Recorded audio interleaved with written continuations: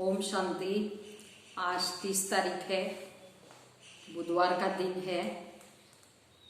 तो आज सारे दिन के लिए मैं आत्मा अकाल तख्त नशीन हूँ, इस स्वमान का हम अभ्यास करेंगे बार बार।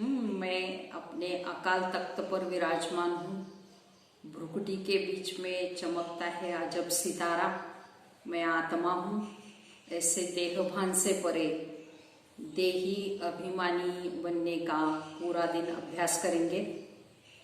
साथ साथ आज मीठे बाबा ने कहा है, सुई पर अगर कट चढ़ी हुई होगी या जंग चढ़ी हुई होगी तो वह चुंबक की तरह खींचती नहीं है।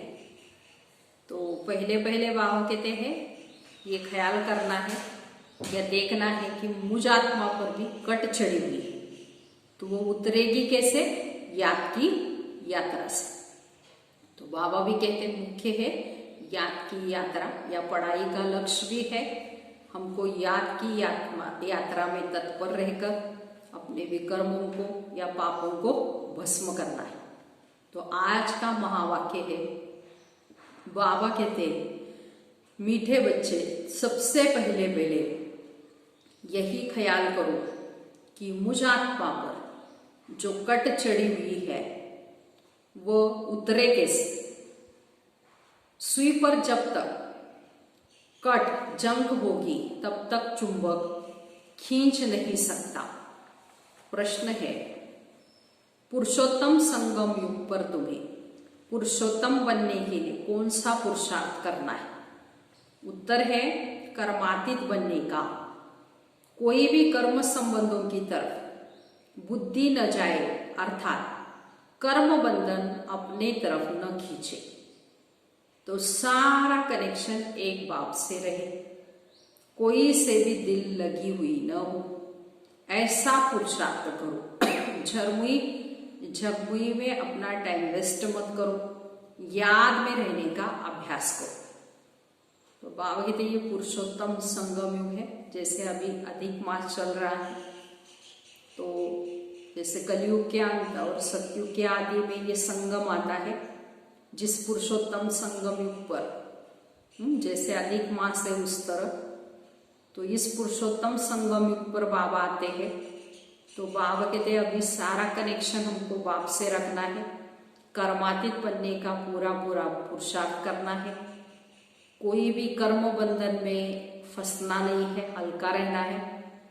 और बाबा कहते किसी से भी दिल नहीं लगानी है, लगी हुई न हो, एक बाप से ही दिल लगानी है। और साथ साथ बाबा कहते हैं जो व्यर्थ बातें झगमुई इधर उधर की, इसमें टाइम वेस्ट नहीं करना है। तो उतना ही योग बल से बाबा कहते अपने विकर्मों को विनाश करना है। गीत है जाग सजनिया जाग, नवयुग आया की आया। ओम शांति। रूहानी बच्चों, आत्माओं ने शरीर द्वारा गीत सुना, क्योंकि बाप अभी बच्चों को आत्म अभिमानी बना रहे हैं। तुमको आत्मा का भी ज्ञान मिलता है। दुनिया में एक भी मनुष्य नहीं जिसको आत्मा का सही ज्ञान हो, तो फिर परमात्मा का ज्ञान कैसे हो सकता? ये बाप बैठ समझाते हैं। समझाना शरीर के साथ ही है। शरीर बगैर तो आत्मा कुछ भी कर नहीं सकती। तो आत्मा जानती है कि हम कहाँ के निवासी हैं, किसके बच्चे हैं। तो अब तुम यथार्थ रीति जानते हो। तो सब एक्टर्स पार्टधारी है। भिन्न भिन्न धर्म की आत्माएं कब आती है ये भी तुम्हारी बुद्धि में है। तो बाप डिटेल नहीं समझाते, मुट्टा होलसेल समझाते हैं। होलसेल अर्थात एक सेकेंड में ऐसी समझानी देते हैं जो सतयुग आदि से लेकर अंत तक मालूम पड़ जाता है कि कैसे हमारा पार्ट नूंदा हुआ है। तो अब तुम जानते हो कि बाप कौन है, उनका इस ड्रामा के अंदर क्या पार्ट है। ये भी जानते हो कि ऊंचते ऊंच बाप है। खास भारत में ही उनकी जयंती मनाते हैं। तो समझाना चाहिए कि सबसे ऊंच जयंती किसकी हुई? तो फिर स्टैंप किसका बनाना चाहिए? साधु संत अथवा सिखों का, या मुसलमानों का, व अंग्रेजों का, या कोई फिलोसोफर अच्छा होगा तो उनके स्टैंप बनाते रहते हैं। जैसे राणा प्रताप बाबा कहते आदि की भी बनाते हैं। अब वास्तव में स्टैंप होनी चाहिए एक बाप की, जो सबका सदगति दाता है। तो इस समय बाप न आए तो सदगति कैसे हो? क्योंकि सब रो रो नरक में गोता खा रहे हैं। तो सबसे ऊंचते ऊंच शिव बाबा पतित पावन है। मंदिर भी शिव के बहुत ऊंच स्थान पर बनाते रहते हैं, क्योंकि वो ऊंचते ऊंच है। तो बाप ही आकर भारत को स्वर्ग का मालिक बनाते हैं। जब वो आते हैं तब सदगति करते हैं। तो उस बाप की ही याद हमको रहनी चाहिए। स्टैंप भी शिव बाबा की कैसे बनाए? भक्ति मार्ग में शिवलिंग बनाते, तो वही ऊंचते ऊंच आत्मा ठहरे। ऊंचे ते ऊंचे मंदिर भी शिव के ही बनाते हैं। मानेंगे सोमनाथ शिव का मंदिर है ना। तो भारतवासी तमो प्रधान होने के कारण नहीं जानते कि शिव कौन है जिसकी पूजा करते हैं। उनका एक्यूपेशन तो जानते ही नहीं। राणा प्रताप ने लड़ाई की, वो तो हिंसा हो गई। ये इस समय तो सब है डबल हिंसक। विकार में जाना, काम कटारी चलाना, ये भी हिंसा है ना। और डबल अहिंसक है मर्यादा पुरुषोत्तम बाबा कहते ये लक्ष्मी नारायण। मनुष्यों को जब पूरा ज्ञान हो तब अर्थ सहित स्टैंप निकले। सत्युग में स्टैंप निकलती है इन लक्ष्मी नारायण की। शिव बाबा का ज्ञान तो वहां रहता ही नहीं, तो जरूर ऊंचते ऊंच लक्ष्मी नारायण की ही स्टैंप लगती होगी। अभी भी भारत का वह स्टैंप होना चाहिए। ऊंचते ऊंच है त्रिमूर्ति शिव, वो तो अविनाशी रहना चाहिए, क्योंकि भारत को अविनाशी राज्य गद्दी देते हैं। तो परमपिता परमात्मा ही भारत को स्वर्ग बनाते हैं। तुम्हारे में भी बहुत है जो भूल जाते हैं कि बाबा हमको स्वर्ग का मालिक बनाते हैं। ये माया भुला देती है। तो बाप को न जाने के कारण भारतवासी कितने भूले करते आए हैं। शिव बाबा क्या करते हैं ये किसी को भी पता नहीं। तो शिव जयंती का भी अर्थ नहीं समझते। यह नॉलेज सिवाय बाप के कोई भी नहीं जानता। तो अब तुम बच्चों को बाप समझाते हैं, तो तुम फिर औरों पर भी रहम करो। तो अपने ऊपर आपे ही रहम करो। टीचर पढ़ाते हैं, ये भी रहम करते हैं ना। तो ये भी कहते मैं टीचर हूं तो तुमको पढ़ाता हूं। वास्तव में इसका नाम पाठशाला नहीं कहेंगे। तो ये तो बहुत बड़ी यूनिवर्सिटी है, बाकी तो सब है झूठे नाम। वो कोई सारे यूनिवर्सिटी के लिए कॉलेज तो है नहीं। तो यूनिवर्सिटी है ही एक बाप की। तो सारे विश्व की सदगति करते बाप। तो वास्तव में यूनिवर्सिटी ये एक ही है, जो इन द्वारा सब मुक्ति जीवन मुक्ति में जाते हैं, अर्थात शांति और सुख को प्राप्त करते। तो यूनिवर्स तो ये हुआ, इसलिए बाबा कहते हैं डरो मत। ये तो समझाने की बातें हैं। ऐसे भी होता है इमरजेंसी के टाइम में कोई किसका सुनते भी नहीं है। तो प्रजा का प्रजा पर राज्य चलता है, और किसी धर्म में शुरू से राजाई नहीं चलती। तो वो तो धर्म स्थापन करने आते हैं, फिर जो लाखों की अंदाज में हो तब राजाई कर सके। तो यहाँ तो बाप राजाई स्थापन कर रहे हैं यूनिवर्स के लिए। तो ये भी समझाने की बात है। तो दैवी राजधानी इस पुरुषोत्तम संगम युग पर स्थापन कर रहे बाबा ने समझाया है।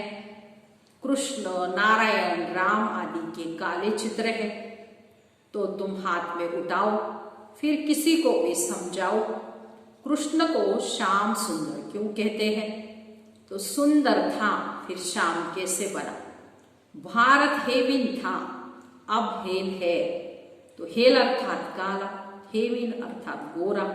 तो राम राज्य को दिन, रावण राज्य को रात तो कहा जाता है, तो तुम समझ सकते हो।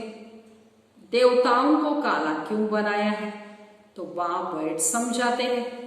तो तुम हो अभी पुरुषोत्तम संगम युग पर, वो नहीं है तो तुम यहां बैठे हो ना, यहां तुम हो संगम युग पर पुरुषोत्तम बनने का पुरुषार्थ कर रहे हो।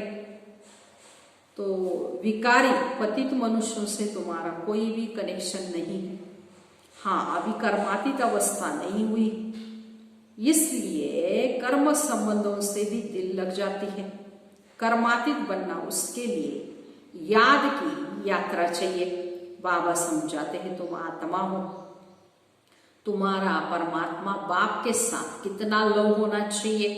अहो बाबा हमको पढ़ाते हैं, वह उमंग कोई में रहता नहीं, माया घड़ी घड़ी दे अभिमान में लाती है। तो जबकि समझते हो शिव बाबा हम आत्माओं से बात कर रहे हैं, तो वो कशिश, वो खुशी रहनी चाहिए ना। जिस सुई पर जरा भी जंग नहीं है, नहीं होगी वो चुंबक के आगे, तुम रखेंगे तो फट से चटक जाएगी। थोड़ी भी अगर कट होगी तो वहां कहते वो खींचेगी नहीं, चटकेगी नहीं, कशिश नहीं होगी। जहां से नहीं होगी फिर उस तरफ से चुंबक खींचेगा। तो बच्चों में कशिश तब होगी जब याद की यात्रा पर होंगे। कट होगी तो खींच नहीं सकेंगे। तो हर एक समझ सकते हैं कि हमारी सुई बिल्कुल पवित्र हो जाएगी तो कशिश भी होगी। कशिश नहीं होती क्योंकि कट चढ़ी हुई है। तो तुम बहुत याद में रहते हो तो विकर्म भस्म होते हैं।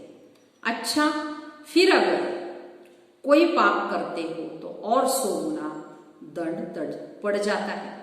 तो कट चढ़ जाती है, याद नहीं कर सकते। अपने को आत्मा समझ पाप को याद करो। याद भूलने से कट चढ़ जाती तो वो कशिश, वो लव नहीं रहता। तो कट उतरी हुई होगी तो लव होगा, खुशी भी रहेगी। बाबा कहते हैं तो चेहरा खुशनुमा होगा। तो तुमको भविष्य में ऐसा बनना है। तो सर्विस नहीं करते तो पुरानी सड़ी हुई वही पुरानी बातें करते रहते हैं, बाप से उद्योग ही तोड़ा देते हैं। तो जो कुछ चमक थी वो भी गुम हो जाती है। बाप से जरा भी लव नहीं रहता। लव उनका रहेगा जो अच्छी रीति बाप को याद करते होंगे। बाप को भी उनसे कशिश होगी। यह बच्चा सर्विस भी अच्छा करता है और योग में भी रहता है तो बाप का प्यार उन पर रहता है। तो अपने ऊपर ध्यान रखे, हमसे कोई पाप तो नहीं हुआ। अगर याद नहीं करेंगे तो कट कैसे उतरेगी? तो बाप कहते चार्ट रखो तो कट उतर जाएगी। तमो प्रधान से सतो प्रधान बनना है तो कट उतारनी चाहिए। उतरती भी है फिर कई बार चढ़ती भी है, 100 गुना दंड पड़ जाता है। बाप को याद नहीं करते तो कुछ न कुछ पाप कर लेते हैं। तो बाबा कहते कट उतरने बिगर तुम मेरे पास आ नहीं सकेंगे, नहीं तो फिर सजा खानी पड़ेगी। मोचरा भी मिलता है, पद भी भ्रष्ट हो जाता है, बाकी बाप से वर्षा क्या मिला। ऐसा कर्म नहीं करना चाहिए जो और ही कट चढ़ जाए। पहले तो अपनी कट उतारने का ख्याल करो। ख्याल ही नहीं करते तो फिर बाप समझेंगे इनकी तकदीर भी नहीं है। क्वालिफिकेशन भी चाहिए, अच्छे कैरेक्टर्स भी चाहिए। बाबा कहते देवताओं जैसे लक्ष्मी नारायण के कैरेक्टर तो गाए हुए हैं। इस समय के मनुष्य उन्हों के आगे अपना कैरेक्टर वर्णन करते हैं। शिव बाबा को जानते नहीं, सदगति करने वाला तो वही सदगति दाता है। बाप सन्यासियों के पास बाबा कहते सदगति करने वाला तो वही है।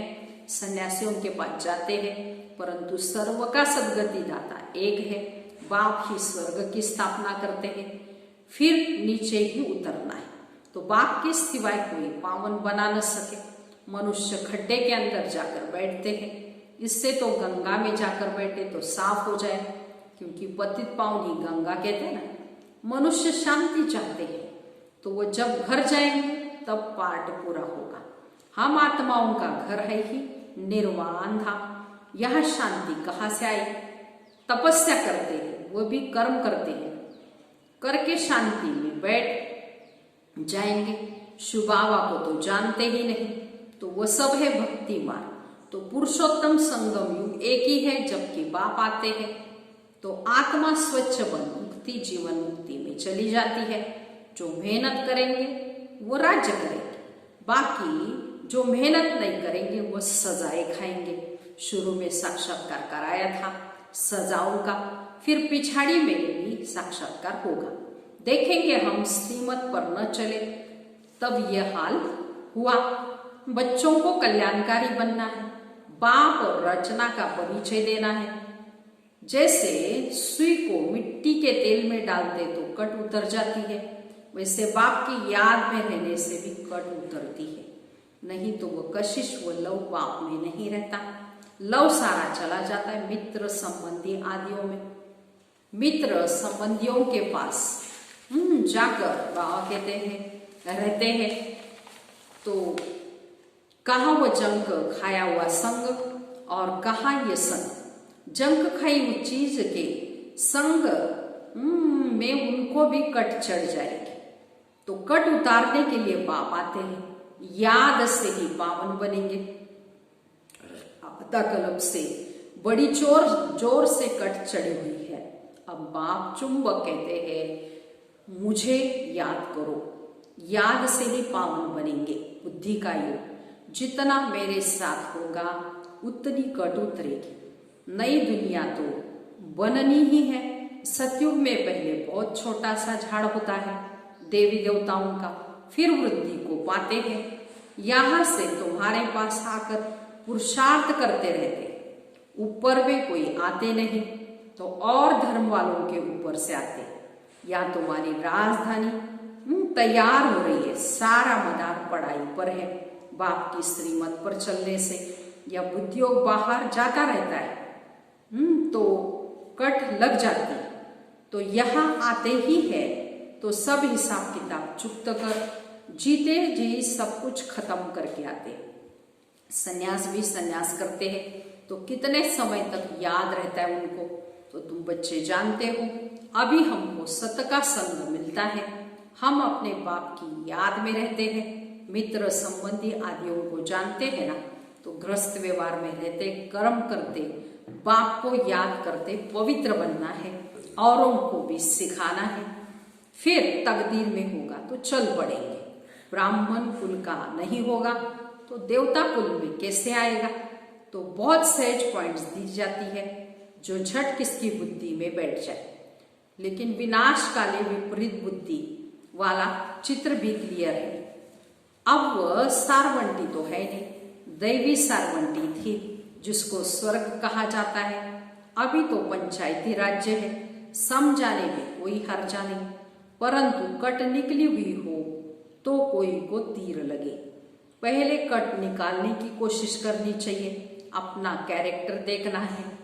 तो दिन रात हम क्या करते, किचन में भी भोजन बनाते और रोटी पकाते, जितना हो सके याद में रहो। घूमने जाते हो तो भी याद में।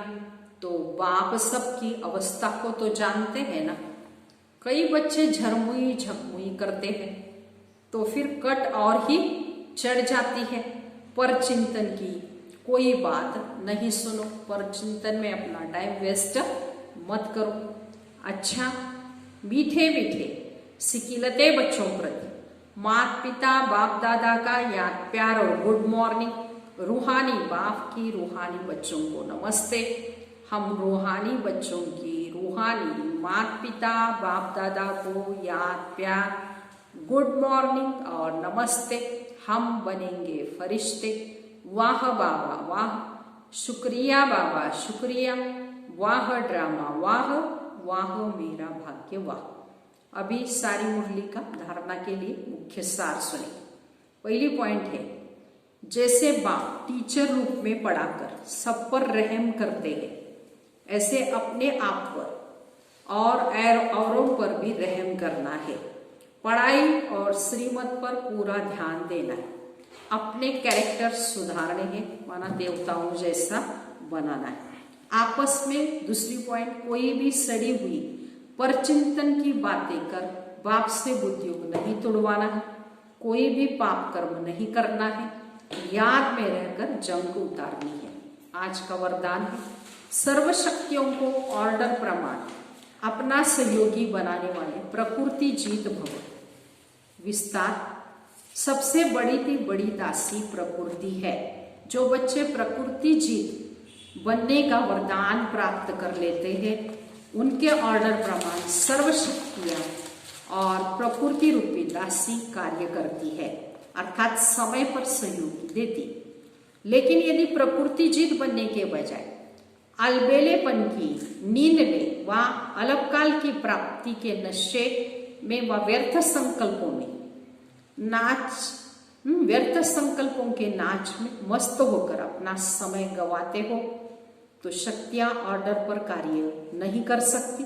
इसलिए चेक करो कि पहले मुख्य संकल्प शक्ति, निर्णय शक्ति और संस्कारों की शक्ति तीनों ऑर्डर में है, तो ये चेक करना है, तब प्रकृति जीत भव का वरदान मिलेगा। आज का स्लोगन है, बाप के गुण गाते रहो तो स्वयं भी गुण मूर्त बन जाएंगे। तो ऐसे बाप का गुणगान करते रहना है सारे दिन।